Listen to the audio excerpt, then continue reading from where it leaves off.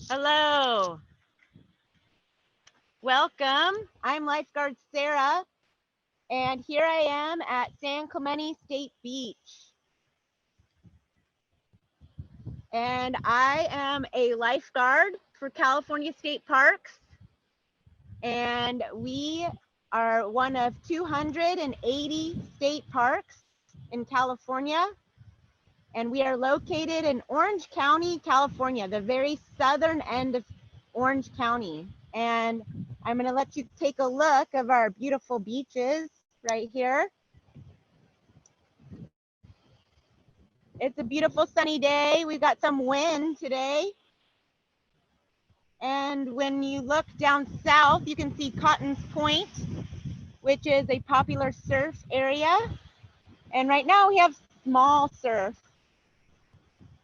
And then I scan to the right, to the north, you can see we have a lifeguard tower that's staffed. That's our lifeguard tower 1.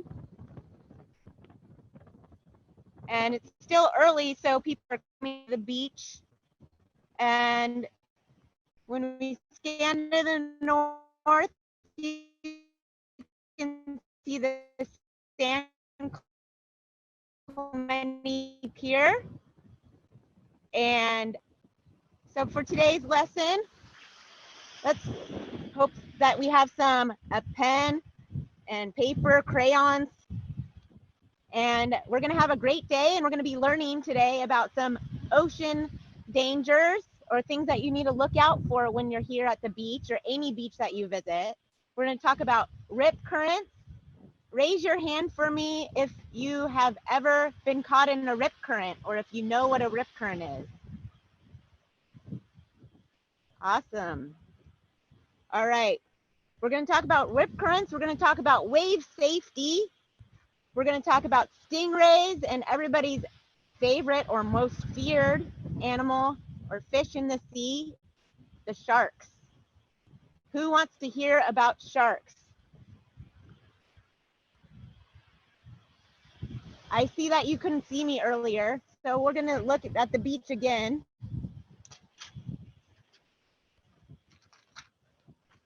It's a beautiful day here at San Clemente State Beach. And as I said, that was Cotton's Point to the south. It's a popular surf area. And scanning north, we have our lifeguard towers that are open. We have Dana Point Headlands to the north and the San Clemente Pier. And here at San Clemente State Beach, we have 5 towers that are fully open right now. And I'm actually right below our lifeguard headquarters. And this is our dispatch area. And what that means is the lifeguards will call, and at the tower, they have phones in their tower, and they call up to the lifeguard headquarters, and they let them know if there's something, they're going to a rescue, they have a medical, and then our lifeguard dispatch will actually dispatch trucks and units to help respond. So as we said, we needed a pen or crayons, markers, paper. So I'll give you a minute to go get that, and I'll leave you with the beautiful view of San Clemente.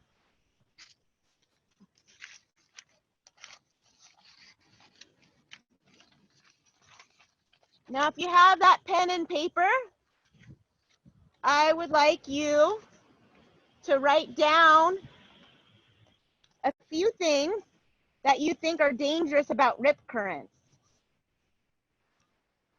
And then look out there and see if you might see any. We have a few waves coming in. Small waves, I'd say today is about 1 to 2 foot. So like I said earlier, we're going to talk about rip currents.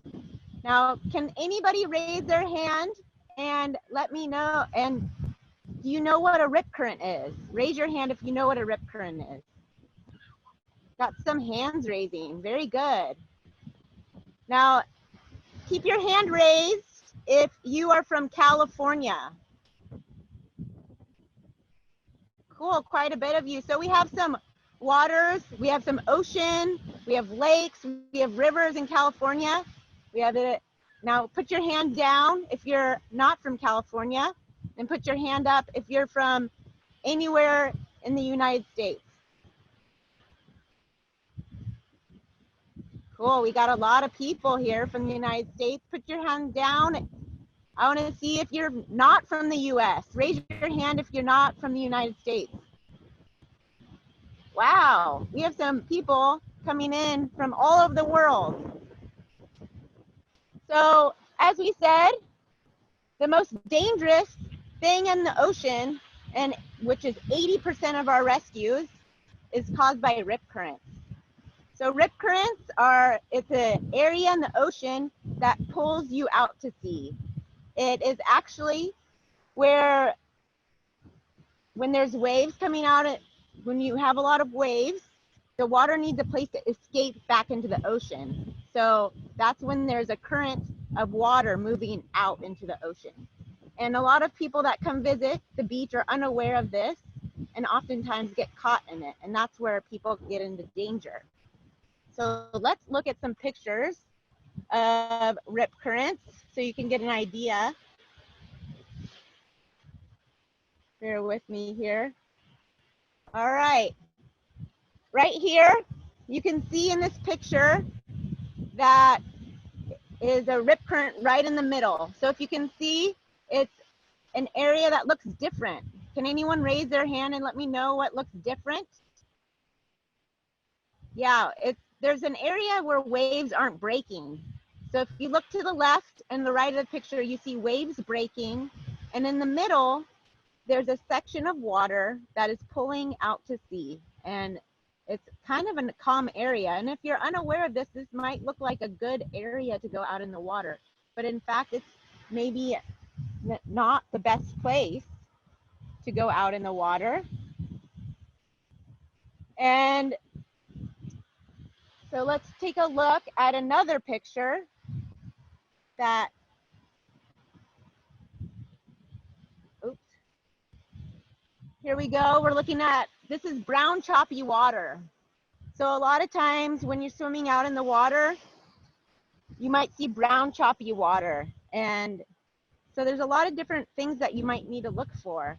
And this actually occurs because there's sand getting churned up, and then the water is going out to sea. So a lot of times the water will look browner. And today we're going to learn how to spot the rip currents. So I've showed you a couple pictures, and now I'm going to show you a video of how rip currents are formed. And let's see, I'm having some technical difficulties here.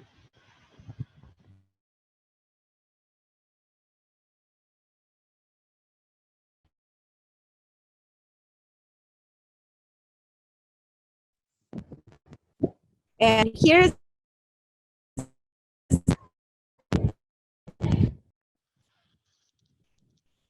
about rip currents.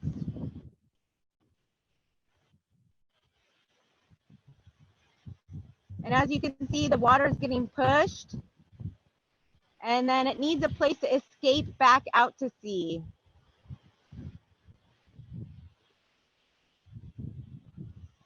Pretty interesting, if you ask me. So today, the main ingredient for rip currents is waves. So if you have a lot of waves breaking and big waves breaking, you're going to get stronger rip currents. And today we don't have a lot of waves. But if you take a look, and you can see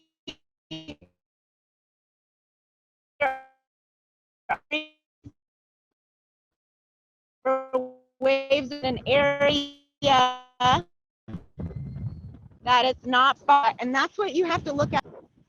And so when you're looking for, the rip currents can be dangerous, and sometimes they only go 1 to 2 feet pulling out, and that can be easy. So a lot of people think they're safe standing in water, but sometimes rip currents can pull up to 8 feet per second, and that can easily knock someone off their feet, and that can cause people to fall and then go out into the water. And if you don't know how to swim, even when you're standing in the water, you might not be safe. So what are some ways that you can protect yourself when you're going to the beach? Raise your hand if you know of a way that you can protect yourself from rip currents. All right, if you said when you go down to the ocean, you got to swim in front of a lifeguard tower. And as you can see, we have open lifeguard towers. And a good thing to do is go up to that lifeguard and ask them if there's any conditions that you need to be worried about. So you walk down the beach, go up and say, hi, I'm John, or whatever your name might be. And you go introduce yourself and say, I would like to know what I need to look out for at the beach today. And the lifeguard will be happy to tell you where there's rip currents, where there's rocks, some dangers that you might need to look out for. If there's no open towers, look for a truck on the beach, and you can ask that lifeguard. Always swim with your friends. Don't ever swim alone, and make sure that you teach yourself how to swim. So go to a local area and get swim lessons. A number one thing, if you find yourself getting caught in a rip current, do not panic. So make sure that you stay calm. There's some misconceptions about rip currents. A couple of misconceptions are that rip currents will pull you out to the water forever, and that is not true. So if you find that you're getting pulled out, stay calm, wave to a lifeguard for help, and make sure that you can, there's a really neat thing here, there's a seal in the water, but make sure you wave for help. The lifeguards are always looking. And we're going to talk about other misconceptions for rip currents. Rip currents do not ever pull you under. So a lot of people think that rip currents pull you underwater, and that simply is not true. It's just a current on the surface of the water. So again, we said don't panic. When people drown from a rip current, it's because they panic and they fight it. They try to swim back in. Does anyone know how to escape a rip current? Raise your hand if you know how to escape a rip current. Very good. The number one thing is to swim parallel to shore. So if you find yourself in the rip current getting pulled out, you'll probably see that you're in brown, choppy water. And the best thing to do, and there won't be waves breaking because you're in a deeper channel. The best thing to do is swim parallel into blue water and into waves, and the waves will help push you in. So another thing that we're going to talk about today is wave safety. Wave safety, a lot of times people get scared of the big waves. And the number one thing with waves is to know that a lot of the power is on the surface. So does anyone know the best way to go under a wave? Raise your hand. So the best way to go under a wave is to get as deep as you can. I see a lot of people let themselves get hit in the head, they plug their nose. The best thing to do, make sure to get your hands up over your head, dive under the wave, touch the sand, wait for the wave to go over you, and then come back up and it'll be calm. Let's watch a little video about going under waves. Let's see here. And here is a little video.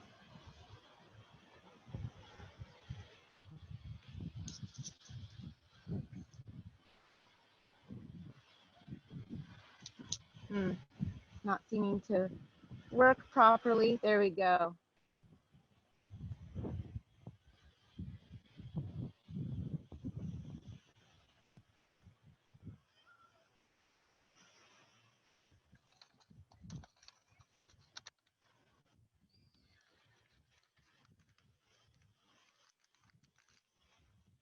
All right.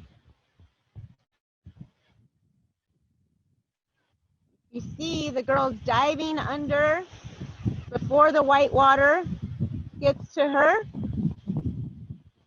and she's coming up when the white water went over her, and her hands are nice above her head, and she's in calm water again.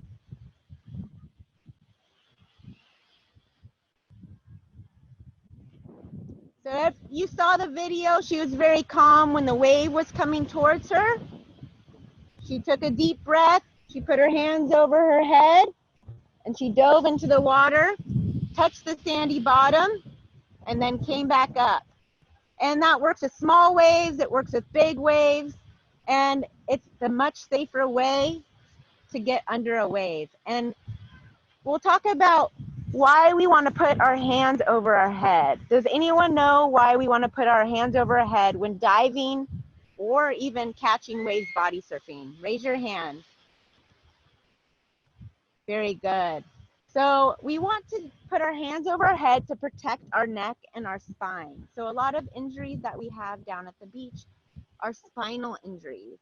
And this is because people will hit their head on the sandy bottom or the rocky bottom, and they'll injure their neck or spine. And this could actually paralyze you. So it's very important when you're coming down to the beach to make sure you protect yourself by having a very strong core over your head. So another fun thing to do at the beach is catch waves. And people like to body surf, and I love to body surf, but it's very important because when you catch a wave, you can wipe out, right? It's very important to have your hand in front of you. So if you fall and wipe out, your hand or your arms will touch the sandy bottom before your head. And we're going to watch a little video about body surfing. Here's an example of good body surfing. Check out those big waves. And as you can see, that body surfer has his hand in front of him. And this is protecting him. If he falls, he will hit his hand on the ocean floor instead of his head.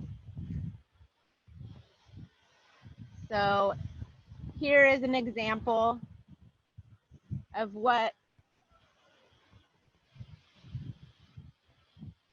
that example disappeared, so we will not look at that.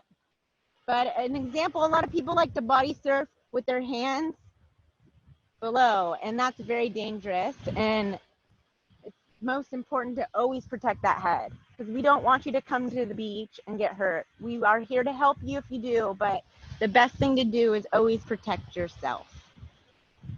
And some other things you can do by protecting yourself is you can wear fins, and these fins will help you kick. And I have lifeguards use fins to help rescue you, and this gives you power in the ocean because your feet are small and your feet don't give you a lot of power, but with fins you can really go through the water safer, and a lot of times you can escape a rip current easier. And another thing is, like, if you have a boogie board, make sure that you stay on that boogie board if you find yourself getting caught in a rip current, because that is your flotation device. When you ditch the boogie board, you ditch your flotation device. So we talked about waves, and we'll take another look at the beach here. We actually have a junior lifeguard program going on right now, and as you can see, they're paddling out in the water. And that's a great way to get used to the ocean and learn about the ocean. And there are lots of different agencies at lakes or oceans that have junior lifeguard programs. A lot of them, unfortunately, aren't going on right now, or we have smaller numbers. But if you can get yourself to a junior lifeguard program, it's a great way to learn about the ocean. Now, a lot of people, when coming down the beach, have encounters with fish or animals, but the most common encounter that we have that causes injury here at the beach is the stingray. Who listening has been stung by a stingray before? Raise your hand. I have been stung by a stingray 2 times now. Once when I was just at the beach and I ran out in the water and I got stung, and then the second time when I was making a rescue down here at the beach, I got stung on my way to a rescue. So stingrays, you can see, are flat like pancakes. The most common stingray we have here is the round stingray. There are different types of stingrays like fat rays, and those are larger. We do have those, but they aren't normally the ones that sting you. The round stingrays like to lay flat on the ocean floor, and they often hide in the sand, and they are bottom feeders, and they find their food with their little mouth. How cute is that little mouth on the bottom? These are actually their nostrils, and with their eyes are on their top of their body. These are how they swim through the ocean. It's like little wings, and we have their tail where their stinger is located. And they sting people because it's a defense mechanism. They like to stun their food sometimes, and their defense mechanism is because we come in the water and we stomp around and run into the water because we're excited to be at the ocean, and a lot of times our foot will land on them somehow and they will give us a quick sting to tell them, get off of me. And there's one way that we really can protect ourselves from stingrays, and that is by doing the Stingray Shuffle. And I'll show you. It's a way to go into the water without keeping your feet from going up, because when we step on them, they will sting us, and they hang out wherever we will stand. So anywhere from ankle deep to chest deep, they are there. And if you're walking on the ocean floor, you might step on one. So here we go. We're going to show you a little bit of a Stingray Shuffle. And as you can see my feet here, I shuffle through the water. And right now I'm on gravel, but on the sand you will do the same thing. And you can kick some sand, let them know you're coming. Has anyone here done the Stingray Shuffle? Let me know if you have. Raise your hand if you have done the Stingray Shuffle. Wow. Quite a few people have done the Stingray Shuffle. It is the best way to not get stung by a stingray. And here we're going to show you in the ocean floor what the stingray looks like.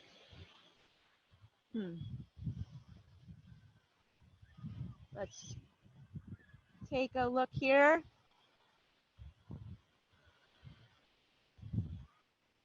Here we go.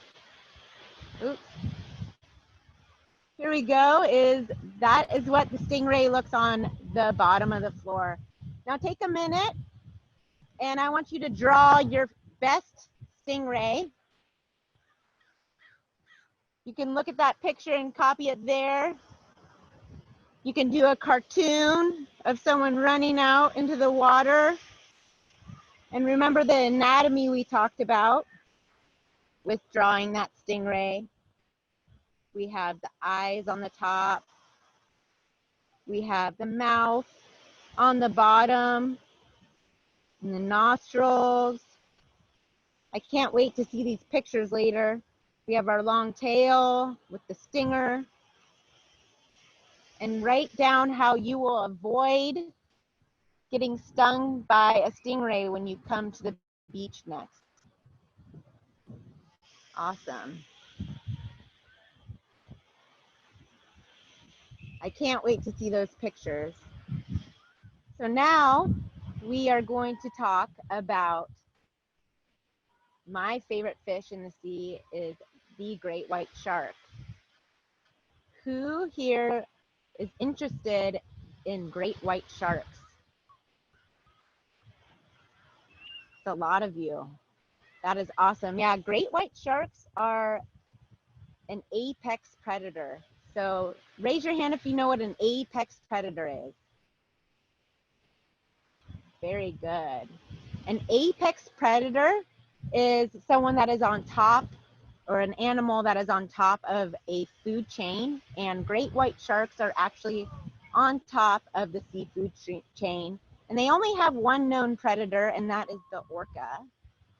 And the orca will hunt in teams with the great white shark, which is pretty interesting. But the great white shark is my favorite animal, and they are hard to see when they're in the ocean. A lot of times you won't see them out there, but they are out there.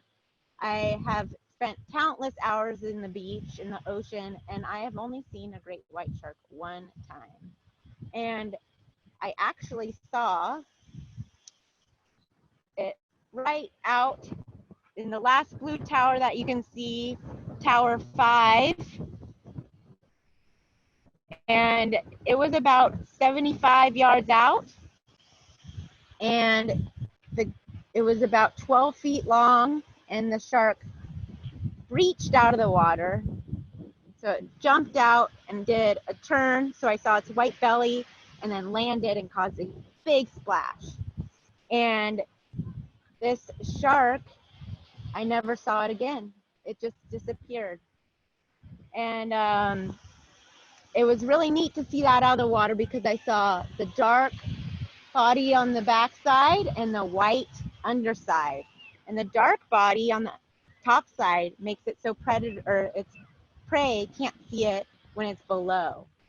And the white underside is so if the great white shark is on the surface, its prey can't see it from below. Let's see a picture of a great white shark here.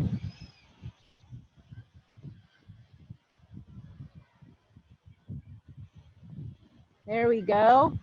As you can see, do you see that white stripe in the midline of the body? And that is what the great white shark is kind of showing. And I would like you to draw a picture of a great white shark and label some features that you might see on a great white shark. I'll give you a few minutes or a few seconds to draw this picture. And you're lucky because you're seeing one right there, but let's label some features on it.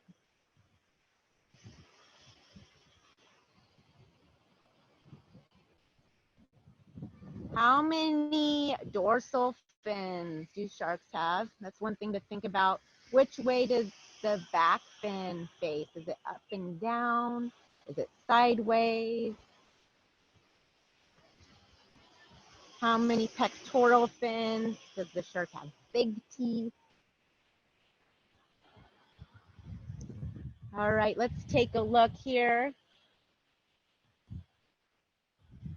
There's another picture of a great white shark from the front. Look at those big teeth. All right, let's take a look at the anatomy here. So here I have the little juvenile shark jaws. And when you're drawing the teeth, it's important to look at these teeth. They grow from front, like the front, there's teeth here, and then back, there's also teeth. And this happens, so sharks will often lose teeth, and then they'll move and grow new teeth from behind. And this way, they always have teeth to help rip the skin of their prey. And what do sharks like to eat? Now, this is a small juvenile shark, and it still is bigger than my face. And sharks don't like to eat humans. People are very scared of sharks, and sharks often don't attack humans. It's often a mistaken identity when that happens. And sharks love to eat sea lions. Sea lions are their favorite food, and they often have to chase the sea lion, and the sea lion has very like tough skin, so that's why sharks need very sharp teeth.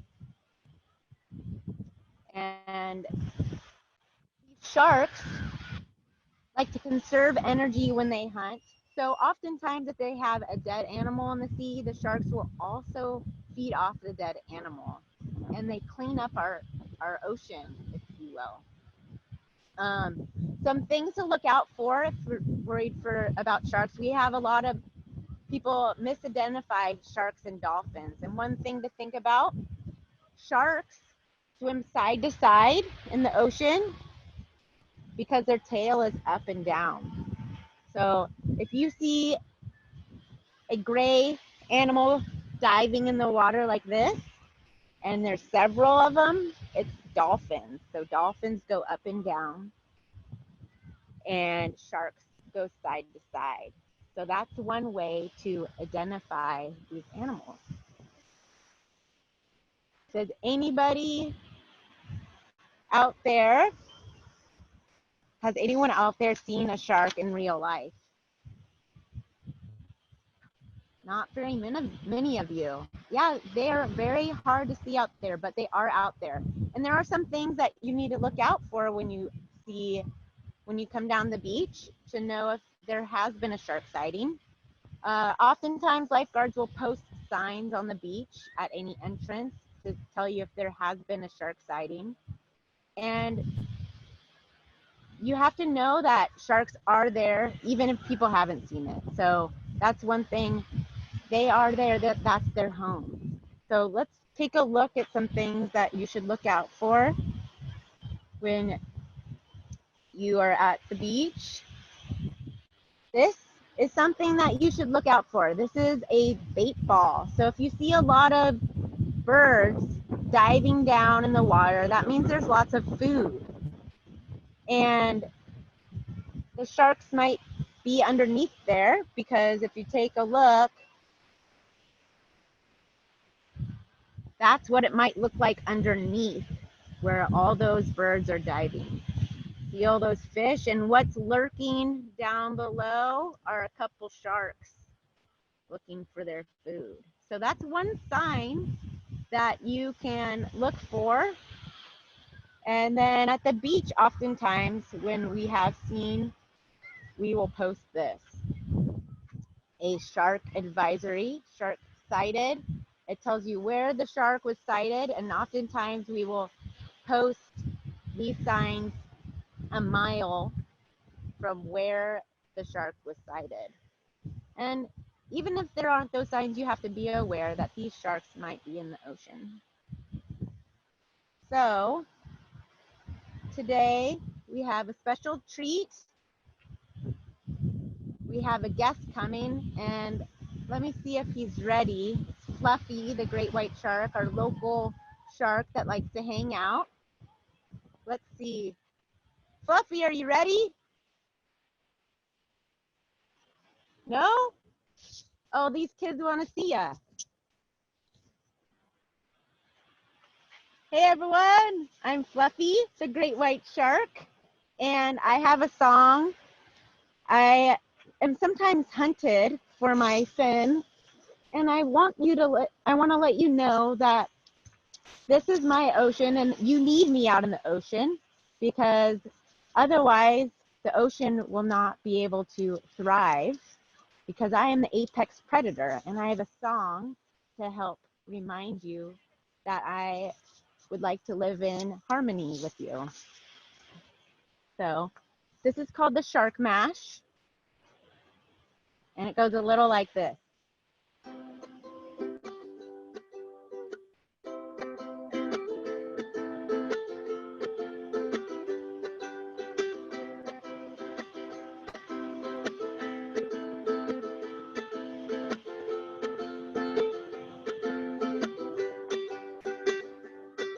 I was was swimming in the ocean late one night when my eyes beheld an eerie sight.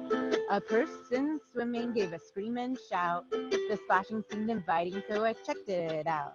I'm a shark, not a man-eating machine. I'm a shark. I'm really not all that mean. I like to swim, and I'm rarely seen. I'm a shark, not a man-eating machine. I swim through the ocean, I'm hard to see. From below I blend in with my white belly. From above I blend in with the deep blue sea.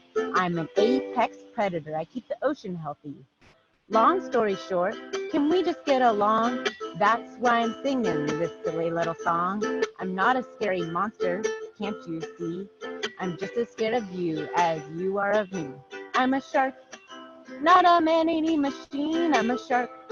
I'm really not all that mean. I like to swim, and I'm rarely seen. I'm a shark, not a man-eating machine.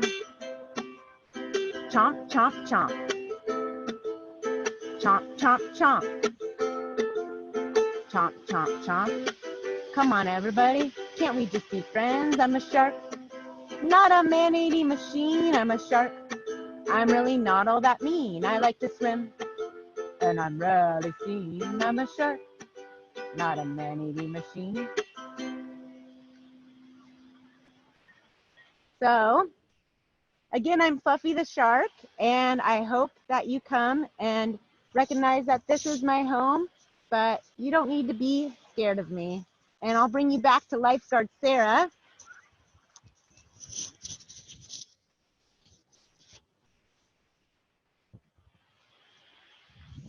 So that was a fun guest, right? Raise your hand if you enjoyed listening to Fluffy the Shark. Me too. That's always a great song. And again, I just want to remind you, when you come down to the beach here at San Clemente State Beach, let's take a look here. Make sure to always come prepared. So know before you go, whenever you plan your visit, check the weather wherever you're visiting. You can check to see what the temperature is going to be like. And you can also check the ocean conditions by going online. Surfline.com will tell you any of the ocean conditions of spots that you want to visit. They'll tell you the surf height. They'll tell you the water temperature. And when you're coming to visit the beach, make sure that you always bring lots of food and water because you can get dehydrated out here. Make sure that you bring a hat, sunglasses, and maybe your own shade like an umbrella. Make sure you put lots of sunscreen on to protect your skin. And make sure to always swim and surf within your abilities, or boogie board within your abilities, body surf within your abilities. Swim in front of an open lifeguard tower. We're always glad to help you with any injuries. And one way, if you get lost at the beach, is all of our towers are a certain color, and they also have a number on them. So this one is lifeguard tower number 1. So if you get lost, check and see which lifeguard tower you're by. And you could tell your parents or anyone that you're with where you are. You could tell a lifeguard that you have lost your parents. And it's always important to swim with a friend. Don't ever swim alone. And that's a thing where people get in trouble, is when they swim alone and no one knows that you may have gotten caught in a rip current. And if you do, don't panic and swim parallel into breaking waves so you can get back in. Again, I'm Lifeguard Sarah. Thank you for joining me at San Clemente State Beach virtually. I hope that you can come and visit me one day. If you see me, say hi. And we also have a campground here. So if you and your family like camping, we have some campsites right on the beach. And I hope that you can visit one of our 280 parks. Thank you for joining us, and have a great day.